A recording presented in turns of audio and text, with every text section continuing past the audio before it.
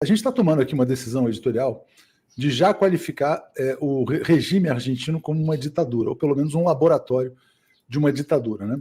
O que eles estão fazendo é uma coisa totalmente distópica. Amanhã tem uma grande manifestação marcada, quem participar vai perder benefícios sociais e as pessoas vão ser identificadas por reconhecimento facial. Né? Parece filme da Netflix. Como é que você está vendo esse cenário na Argentina, esse começo de Javier Milei? Teve até uma TV que pertence ao Macri dizendo que os argentinos deveriam comer só uma vez por dia. Léo, o Milei é o sonho de qualquer analista, né? Porque ele está como presidente há 9 dias. Qual é o problema de um analista? É que a gente diz que as coisas vão acontecer, as coisas levam 6 meses para acontecer. E quando acontece, as pessoas já esqueceram, né? O Milei tem 9 dias de presidente. Antes de se eleger, eu disse, ele não é anarcocapitalista, porque anarcocapitalismo não existe. Ele não é neoliberal, porque isso é uma bobagem. Esse cara é um fascista na sua acepção mais completa da palavra. Só que eu achei que ele ia levar 9 meses, 8 meses para fazer essa transformação. E ainda mencionei em todos os meus vídeos, dizendo, olha, o plano econômico do Milei só tem chance de funcionar num país ditatorial. Você não corta dinheiros e joga as pessoas na miséria sem um sistema de repressão brutal. Pois não é que o Milei conseguiu provar que eu estava certo em 9 dias, Léo? Em 9 dias ele saiu do Viva la Libertad, carajo, não sei se dá para falar carajo aqui. Pode falar carajo, carajo pode. Carajo pode, né? Que ele gritava lá da Casa Rosada, Viva la Libertad, carajo! Ele passou disso para a ideia de que, e a última foi a Bullrich que disse, né? Não há liberdade sem ordem, ou seja, não há liberdade sem ordem. E aí a ordem é a polícia na rua, a ordem vai ser o cacetete, a ordem vai ser a punição, o que transforma diretamente o regime em um regime fascista em 9 dias. Sabe por que isso é bom, Léo? Isso é bom porque vai forçar com que os argentinos tenham que se mobilizar antes que eles caiam na pasmaceira que muitas vezes acontece quando os regimes neoliberais assumem, que vão empobrecendo as pessoas aos pouquinhos. O Milei foi estúpido o suficiente para tentar trabalhar isso de uma forma rápida e vai pagar o preço político por isso. Você acha que ele consegue se manter? Como é que você antevê aí a reação dos trabalhadores argentinos, Horta? Eu acho que ele não fica. Antes eu achava que ele não ia ficar 2 anos na Argentina, agora eu acho que ele não fica 1 ano na Argentina. Eu tenho alguns amigos argentinos que acham que eles não ficam 2 meses na Argentina. Ele realmente achou que a cadeira de presidente da República é um espaço onde ele pode fazer o que ele bem quiser com seu brinquedinho chamado Argentina. Ele não entende que tudo é uma correlação de forças, em que mesmo que ele tenha ganho a eleição, ele vai precisar governar de uma forma em que ele não destrua as pessoas. E até onde eu vi, os próximos ataques vão ser os benefícios sociais de uma forma brutal, que vai jogar mais gente na miséria. E aí, Léo, surge uma coisa que os sociólogos chamam de greve selvagem, que é quando a taxa de pagamento pela mão de obra fica inferior ao custo de manutenção dessa mão de obra. Em outras palavras, quando as pessoas ganham menos do que elas precisam para poder sobreviver. Nessa situação, não tem como você segurar, não tem polícia na rua, não tem nada. As pessoas vão porque não tem outra alternativa. Horta, nessa perspectiva de eventual queda do governo Milei, vamos imaginar esse cenário, né? Ou um cenário de que ele consiga, na verdade, reprimir. Vamos trabalhar com os dois. Quais são as repercussões para o Brasil, para um país como o Brasil?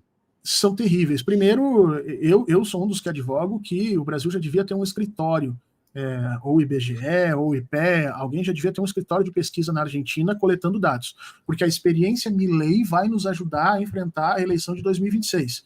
Se Milei for para o fundo do poço, como eu acho que vai, pelas medidas que estão colocando, nós no Brasil temos que saber o porquê. E temos que saber explicar para a nossa população por quê. Porque o que o Milei está fazendo na Argentina era o sonho que o Tarcísio queria fazer em São Paulo. Tá? Então, assim, a gente saber explicar e saber o porquê é muito bom. A Argentina está oferecendo um laboratório para a gente entender qual a relação entre as medidas neoliberais, entre um processo de controle fascista e a densidade da população, uma densidade política de uma população que, historicamente, sempre foi de esquerda. Então, os reflexos para o Brasil, em primeiro lugar, nós vamos ter um exemplo muito claro com o qual nós vamos aprender, e, em segundo, a economia dos estados do sul do Brasil vão ficar profundamente afetadas.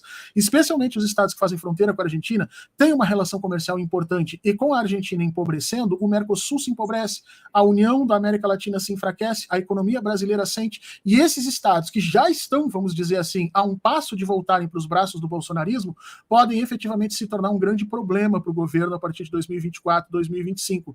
Então, infelizmente, as bobagens do Milei não ficam só nas fronteiras argentinas, e acho que elas vão sim transbordar para o Brasil. Você acha, Horta, que o fracasso do Milei na Argentina pode acelerar, vamos dizer assim, a debacle do bolsonarismo também aqui no Brasil? Se nós tivermos uma boa comunicação, sim.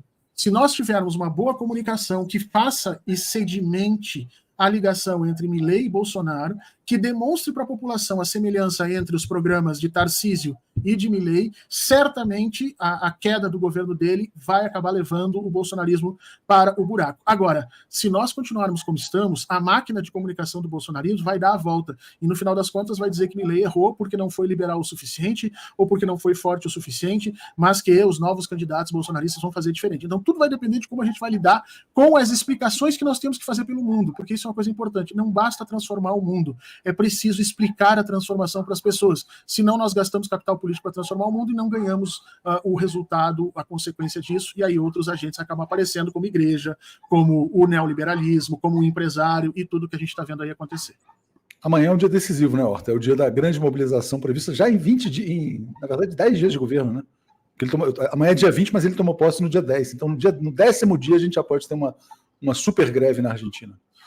Ele está muito acelerado, Léo. Ele está perdendo mais capital político do que ele consegue ganhar. Ele não é político, nunca foi, ele não sabe fazer esses cálculos. Então, literalmente, ele está se suicidando nesse processo, né?